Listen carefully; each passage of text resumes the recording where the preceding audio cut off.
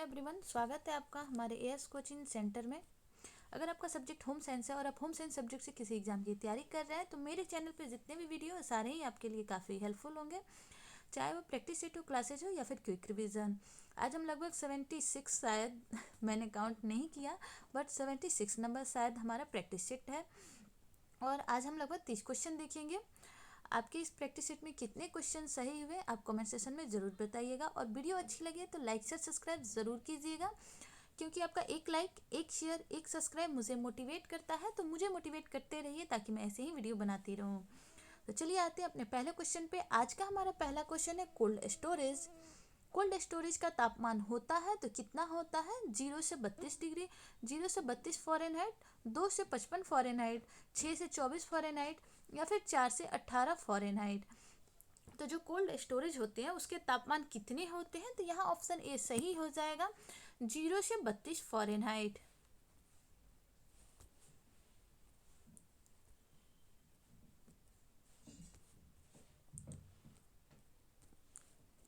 यहाँ option A सही हो जाएगा, 0 से 32 फ़ारेनहाइट। आते हैं अपने नेक्स्ट क्वेश्चन पे।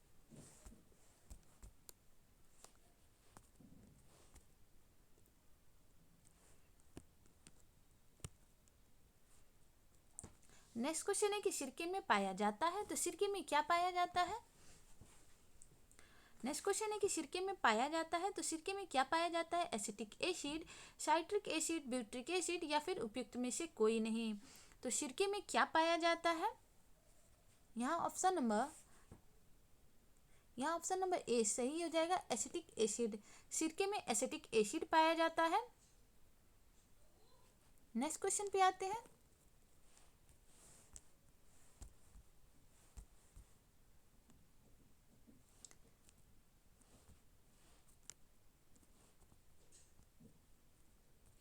नेक्स्ट क्वेश्चन है कि निम्न में से कीटनाशक औषधि है, तो कीटनाशक औषधि कौन सी है? मेलिथिओन, पायरेथ्रम या फिर बेंजीन हेक्साक्लोराइड या फिर उपयुक्त सभी। तो निम्न में से कीटनाशक औषधि कौन सी है?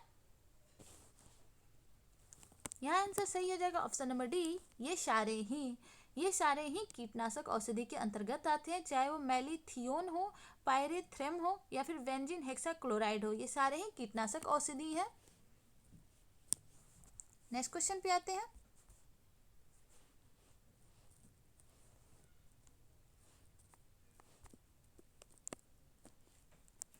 नेक्स्ट क्वेश्चन है कि जैम और जेली परिरक्षण के लिए चीनी का कितना सांद्रण कर सकते हैं? तो 65%। थोड़ा इसको और बड़ा कर देते हैं।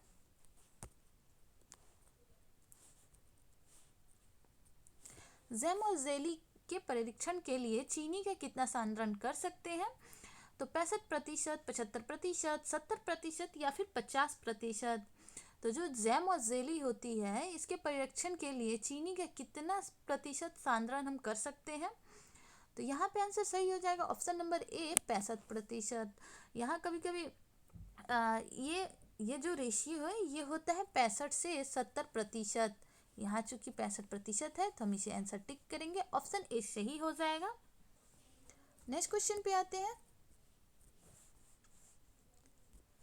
नेक्स्ट क्वेश्चन है हमारा क्वेश्चन नंबर 5 कि फलों, पहले क्वेश्चन देख लेते हैं। फलों एवं सब्जियों को काटने में एंजाइमी भूरापन को निम्न द्वारा रोका जा सकता है।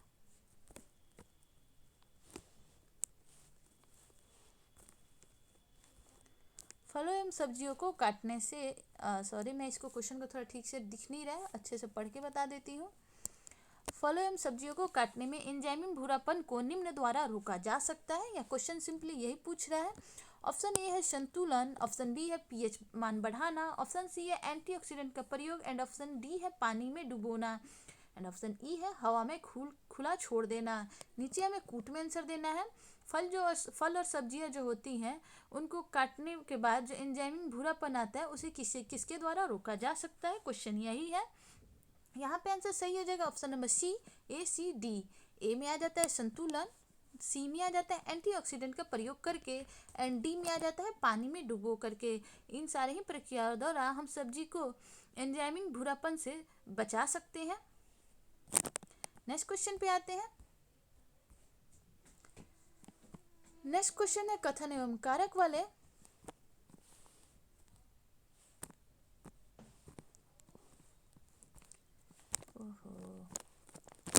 नेक्स्ट क्वेश्चन है कथन एवं कारक वाले।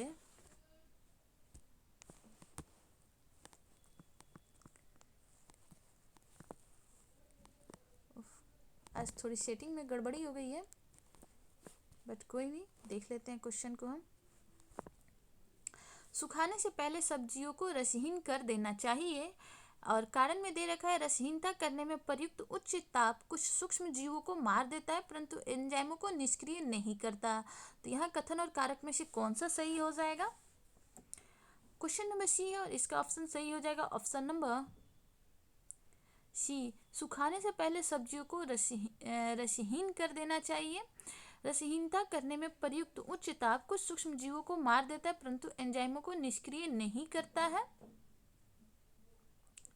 तो यहाँ हो जाएगा ऑप्शन नंबर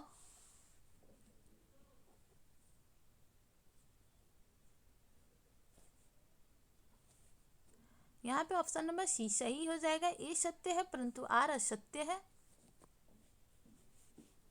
नेक्स्ट क्वेश्चन पे आते हैं।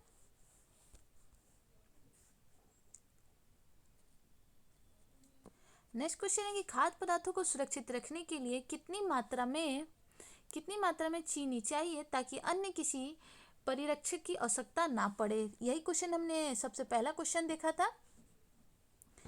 यहाँ क्वेश्चन पूछ रहे खाद्य पदार्थों को सुरक्षित रखने के लिए कितनी मात्रा में चीनी चाहिए ताकि खाद्य पदार्थों को परिरक्षित करने के लिए किसी अन्य चीज़ों की आवश्यकता ना पड़े। ऑप्शन में दे रखा है 10 से 20%, ऑप्शन बी है 30 से 40% एंड ऑप्शन सी है 40 से 50% एंड ऑप्शन डी है 60 से 70%। तो इसके आंसर सही हो जाएगा। हमने अभी देखा था इसके पहले इस क्वेश्चन के आंसर 65 से 70%, यहाँ दे रखा है 60 से 70%, तो ऑप्शन डी सही हो जाएगा 60 से 70%। नेक्स्ट क्वेश्चन पे आते हैं। नेक्स्ट क्वेश्चन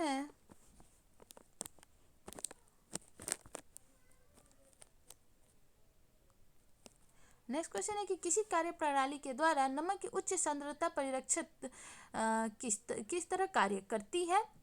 तो नमी को घटा के एंजाइम्स की सक्रियता घटाती है, या फिर माइक्रोब्स के लिए आवश्यक ऑक्सीजन को नमक की मात्रा को घटाती है, या फिर उपरोक्त सभी।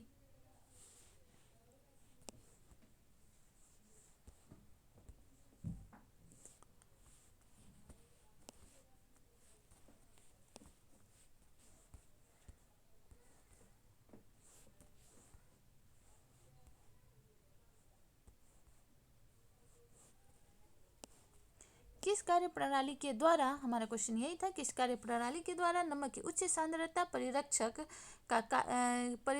किस तरह कार्य करती है। तो नमी को घटा के एंजाइम की सक्रियता घटाती है, माइक्रोवेव्स के लिए आवश्यक ऑक्सीजन को नमक की सांद्रता को घटाती है। ऑप्शन डी में है उपरोक्त सभी। क्वेश्चन नंबर है 8 और यहाँ सही हो जाएंगे ऑप्शन नंबर डी उपरोक्त सभी। आज थोड़े स्टार्टिंग में सेटिंग में गड़बड़ी हो गई है, इस कारण थोड़ी दिक्कतें आ रही हैं। नेक्स्ट क्वेश्चन है कि पोषक तत्वों को सुरक्षित रखने के लिए कौन सा सोपान मदद करता है। तो प्रेशर कुकर में पकाना, चावल और दाल को बार बार और सही तरीके से धोना, सब्जियों के छिलके को न निकालना एवं छिलका निकालने से पहले धोना। तो यहाँ पूछ रहा है कि पोषक तत्वों को सुरक्षित रखने के लिए कौन सा सोपान मदद करता है। कौन सा सोपान मदद करता है, यहाँ क्वेश्चन ये पूछ रहा है। तो प्रेशर कुकर में पकाना, चावल और दाल को बार बार सही तरीके से धोना, सब्जियों के छिलके को न निकालना एंड ऑप्शन डी है छिलका निकालने से पहले धोना। तो यहाँ हो जाएगा ऑप्शन नंबर डी सही। पोषक तत्वों को सुरक्षित रखने के लिए कौन सा सोपान मदद करता है, तो ऑप्शन नंबर डी सही हो जाएगा। सब्जियों को छिलका निकालने से पहले अगर हम उसे धो लेते हैं तो छीलने के बाद जो उसकी ऊपरी लेयर के बाद जो विटामिन होते हैं, जो कि विटामिन बी और सी होते हैं, जो कि हम पानी में धोते हैं और वो निकल जाते हैं, तो वो नहीं निकलते हैं। ऑप्शन डी सही हो जाएगा। नेक्स्ट क्वेश्चन पे आते हैं। नेक्स्ट क्वेश्चन है कि अधिकतर भोज्य पदार्थों को खराब करने वाले बैक्टीरिया विकसित होते हैं। तो किस क्षारीयता में विकसित होते हैं, अम्लीयता में, क्षारीय में, या फिर न्यूट्रल पीएच मान में, या फिर उपरोक्त सभी। तो जो अधिकतर भोज्य पदार्थों को खराब करने वाले जो बैक्टीरिया होते हैं वो विकसित होते हैं न्यूट्रल पीएच मान में, यानी कि 0 पीएच मान में, उदासीनता में। ऑप्शन सी सही हो जाएगा, ना ही अम्लीय में और ना ही क्षारीय में। नेक्स्ट क्वेश्चन पे आते हैं। नेक्स्ट क्वेश्चन है कि टमाटर की सॉस में प्रयुक्त किया जाने वाला परिरक्षित पदार्थ है। तो जो टमाटर की सॉस है उसमें प्रयुक्त किया जाने वाला परिरक्षित का अर्थ हुआ कि उसे ज़्यादा दिन तक सुरक्षित रखने वाला पदार्थ कौन सा है। तो हम किसका प्रयोग करते हैं, तो एसिटिक अम्ल का, सोडियम बेंजोएट का, सोडियम क्लोराइड का या फिर चीनी का। तो जो टमाटर की सॉस होती है, कई बार लोग घर में भी बनाते हैं, जो घर में बनाते होंगे उन्हें इस क्वेश्चन का आंसर इजीली पता होगा। तो जो टमाटर सॉस होता है उसमें प्रयुक्त की जाने वाली जो परिरक्षित पदार्थ होती है, एक्चुअली अगर वो घर में बनाते होंगे ना तो वो सोडियम बेंजोएट का प्रयोग नहीं करते होंगे, क्योंकि वो उन्हें ज़्यादा दिन तक रखना नहीं होता है। और जो मार्केट में आती है उसमें इसका प्रयोग किया जाता है, क्योंकि इसे सेल करना रहता है। तो यहाँ ऑप्शन बी सही हो जाएगा, सोडियम बेंजोएट का प्रयोग करते हैं टमाटर सॉस को परिरक्षित करने के लिए। ऑप्शन बी सही हो जाएगा। नेक्स्ट क्वेश्चन पे आते हैं। नेक्स्ट क्वेश्चन वही है, टमाटर सॉस में प्रयुक्त किए जाने वाले परिरक्षित पदार्थ सोडियम बेंजोएट होते हैं। नेक्स्ट क्वेश्चन पे आते हैं। हीटिंग तकनीक के माध्यम से भोजन को संरक्षित करने वाली विधि का नाम बताएं। तो कौन सी है, ब्राइंग, केनिंग, क्रायोप्रिजर्वेशन या फिर लायोफिलाइजेशन। तो हीटिंग तकनीक के माध्यम से भोजन को संरक्षित करने वाली विधि का नाम बताना है। तो यहाँ पे हो जाएंगे option number B, Canning. Next question पे आते हैं। नेक्स्ट क्वेश्चन है, जैम बनाने में निम्नलिखित का अनुपात है। तो चीनी और पेक्टिन का, जल और पेक्टिन का, फल और पेक्टिन का या फिर चीनी और जल का। तो जो जैम बनाने में निम्नलिखित का अनुपात महत्वपूर्ण है, तो किसका, तो यहाँ ऑप्शन ए सही हो जाएगा, चीनी और पेक्टिन का। चीनी और पेक्टिन का अनुपात महत्वपूर्ण होता है। अगर पेक्टिन का मात्रा ऊपर नीचे होती है तो जो जैम होती है वो सही तरीके से जमती नहीं है और ना ही उसकी पारदर्शिता उतनी बेटर होती है। तो इनके जो अनुपात है वो सही होनी चाहिए, चीनी और पेक्टिन का। नेक्स्ट क्वेश्चन पे आते हैं। नेक्स्ट क्वेश्चन हमारे कि डिब्बाबंदी से संबंधित कानून लागू हुआ तो कब हुआ, 1965 में, 1955 में, 1960 में या फिर 1970 में। तो जो डिब्बाबंदी संबंधित कानून है वो कब लागू हुआ, तो यहाँ आंसर सही हो जाएगा ऑप्शन नंबर डी, 1970 में। डिब्बाबंदी से संबंधित कानून सन 1970 में लागू हुआ था। नेक्स्ट क्वेश्चन पे आते हैं। नेक्स्ट क्वेश्चन है कि खाद्य पदार्थ का संरक्षण की अवधि इससे संबंधित है। तो किससे संबंधित है, तो जल की मात्रा से, पोषक तत्वों की मात्रा से, संरचना से या फिर उपरोक्त में से कोई नहीं। तो यहाँ क्वेश्चन पूछ रहा है कि खाद्य पदार्थ का संरक्षण की जो अवधि होती है वो किससे संबंधित होती है। तो ये हो जाएगा ऑप्शन नंबर ए, जल की मात्रा से। अक्सर आप देखते हैं कि जो हमें खाद्य पदार्थ को अगर ज़्यादा दिन तक संरक्षित करके रखना होता है तो हम उसे धूप में सुखा देते हैं। आजकल कई तरह के मशीन आ गए हैं जो उनके अंदर के पानी को निकाल देते हैं, जिससे कि जो पदार्थ है वो ज़्यादा दिनों तक संरक्षित रह सके और ख़राब जल्दी ना हो। नेक्स्ट क्वेश्चन पे आते हैं। जैसे कि इसमें अचार हो गया, जैम हो गया, जेली हो गया, ये सब क्या जल उसमें के पानी को सुखा के ही बनाया जाता है। नेक्स्ट क्वेश्चन पे आते हैं। नेक्स्ट है कि HACCP क्या है, तो खाद्य सुरक्षा तंत्र है, कृषि विपणन है, उपभोक्ता कानून है या फिर उपरोक्त में से कोई नहीं। तो जो HACCP है ये क्या है, तो क्वेश्चन नंबर है 16 और क्वेश्चन नंबर 16 का आंसर हो जाएगा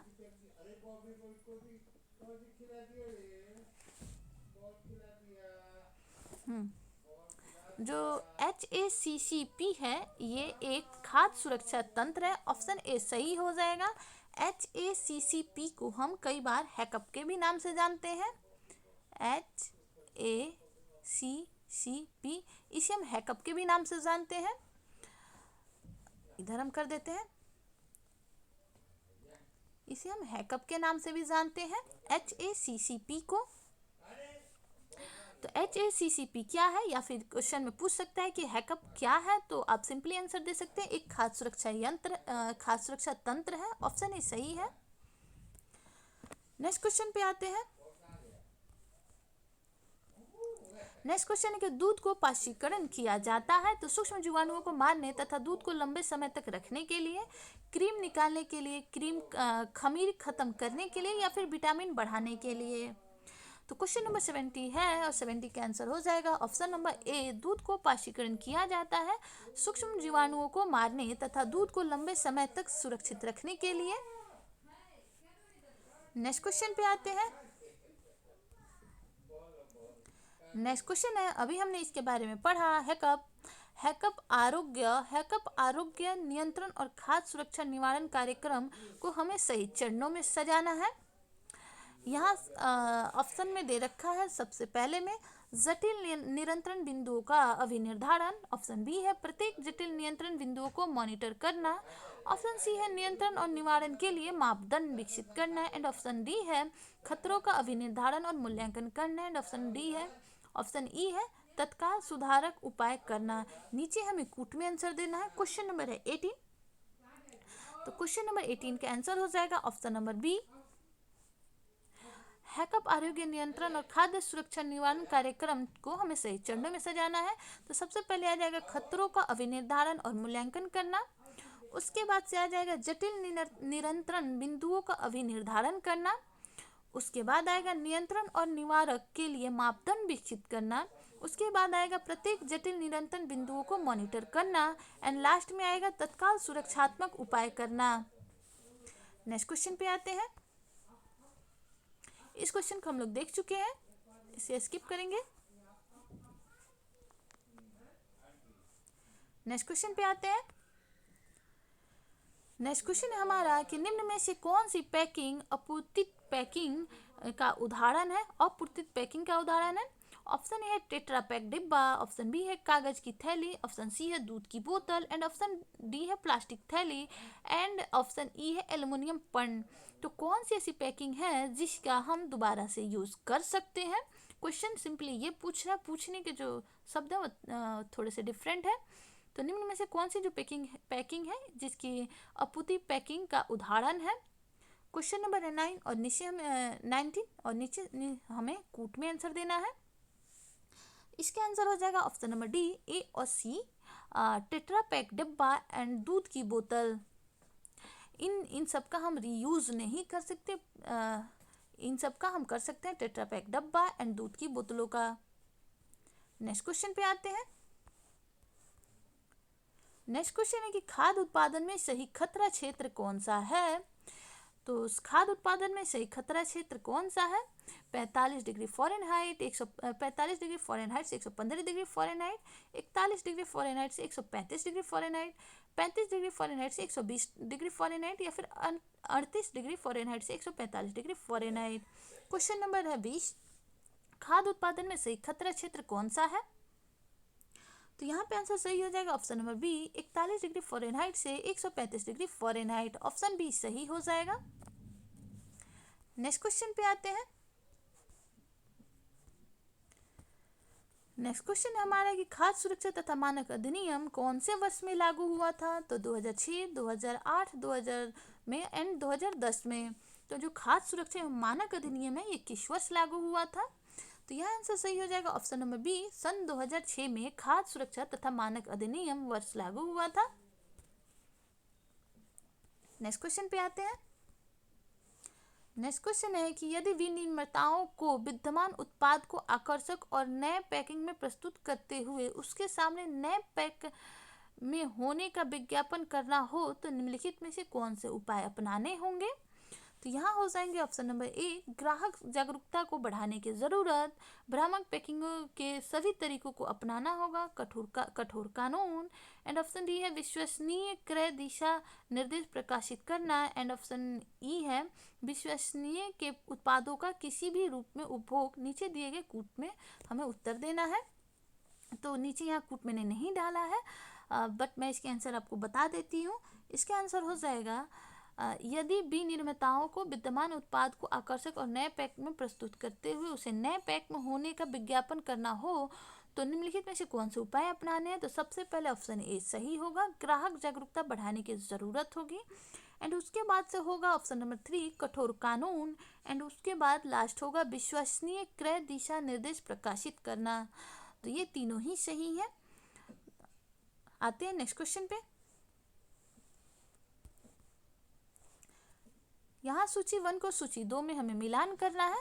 हम इसको थोड़ा इससे बेटर में देख लेते हैं।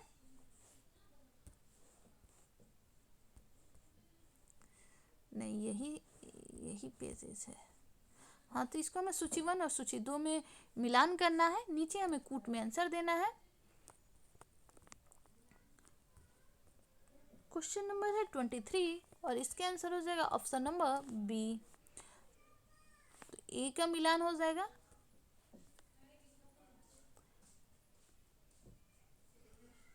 ये क्वेश्चन उतना फ्रेश नहीं दिख रहा है, तो हम इस क्वेश्चन को स्किप करते हैं। आते हैं नेक्स्ट क्वेश्चन पे। नेक्स्ट क्वेश्चन है कि जेली में नमी की क्षति होने की प्रक्रिया को क्या कहते हैं। तो जो जेली है उसमें नमी की जो क्षति की प्रक्रिया होती है उसे क्या कहते हैं। तो डेक्सटिनाइजेशन, रिट्रीगेशन, मार्वलिंग या फिर सिनरेसिस। क्वेश्चन नंबर है 24 का आंसर हो जाएगा ऑप्शन नंबर डी, सिनरेसिस। जो जैम और जेली है उसमें जो नमी की क्षति होती है उस प्रक्रिया को हम सिनरेसिस कहते हैं। ऑप्शन डी सही हो जाएगा। नेक्स्ट क्वेश्चन पे आते हैं। नेक्स्ट क्वेश्चन है कि JRA से तात्पर्य है। तो JRA से क्या तात्पर्य है। तो generally required guides as supplement, generally required guides as safe, या फिर generally required guides as superior, या फिर generally required guides as starters. Question number है 25 और 25 का आंसर हो जाएगा ऑप्शन नंबर बी। JRA से तात्पर्य है generally required guides as safe. Option B सही हो जाएगा। नेक्स्ट क्वेश्चन पे आते हैं। नेक्स्ट क्वेश्चन है कि भारतवर्ष में पोषण संबंधी निगरानी के लिए आंकड़े निम्नलिखित संस्थाएं देती हैं। तो कौन कौन सी संस्थाएं देती हैं, नीचे हमें कूट में आंसर देना है। तो यहाँ हो जाएंगे NFHS, यहाँ हो जाएंगे CPWD, एंड यहाँ हो जाएंगे NSSO, एंड लास्ट में हो जाएंगे FSSAO। तो भारतवर्ष में पोषण संबंधी निगरानी रखने के लिए कौन सी संस्थाएं आंकड़े देती हैं। क्वेश्चन नंबर 26 और 26 के आंसर हो जाएगा ऑप्शन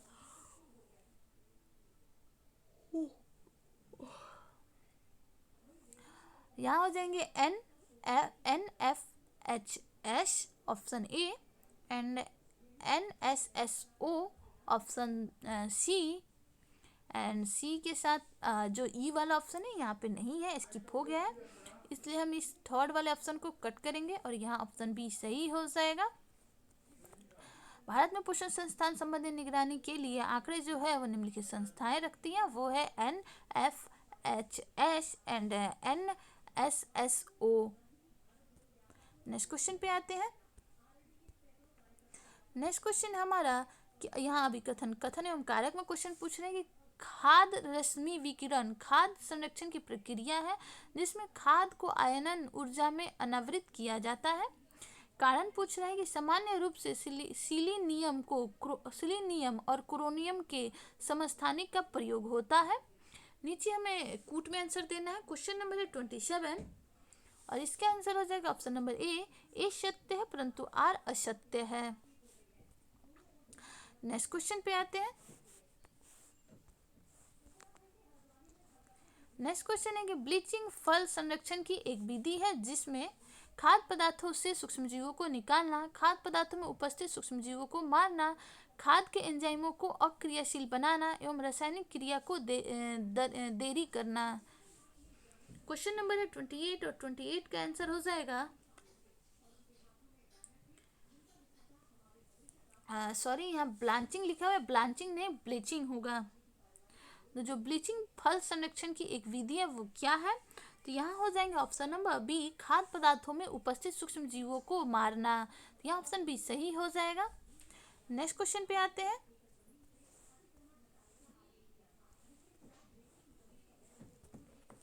नेक्स्ट क्वेश्चन है कि अंकुरन के समय जो एंजाइम सक्रिय होता है वो कौन सा है। तो पेपिन, ब्रोमीन, अमाइलेज या फिर रेनिन।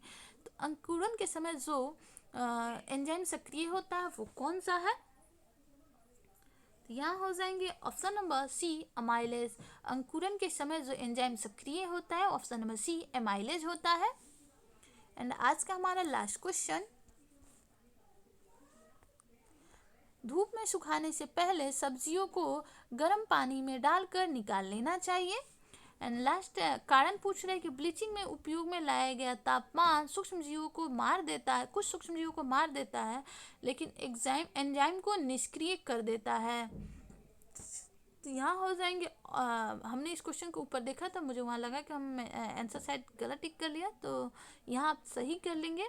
धूप में सुखाने से पहले सब्जियों को गर्म पानी में डाल के निकाल लेना चाहिए, ये सत्य है। एंड ब्लीचिंग में प्रयोग में लाया गया उच्च तापमान कुछ सूक्ष्म जीवों को मार देता है, ये भी सही है, लेकिन जो एंजाइम है उसे निष्क्रिय नहीं करता है।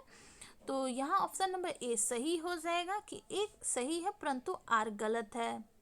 तो ये थे आज के हमारे टॉप 30 क्वेश्चन। वीडियो आपको कैसी लगी? अच्छी लगी तो लाइक शेयर सब्सक्राइब ज़रूर करें, क्योंकि आपका एक लाइक, एक शेयर, एक सब्सक्राइब मुझे मोटिवेट करता है। तो मुझे मोटिवेट करते रहिए ताकि मैं ऐसे ही वीडियो बनाती रहूँ। Thanks for watching.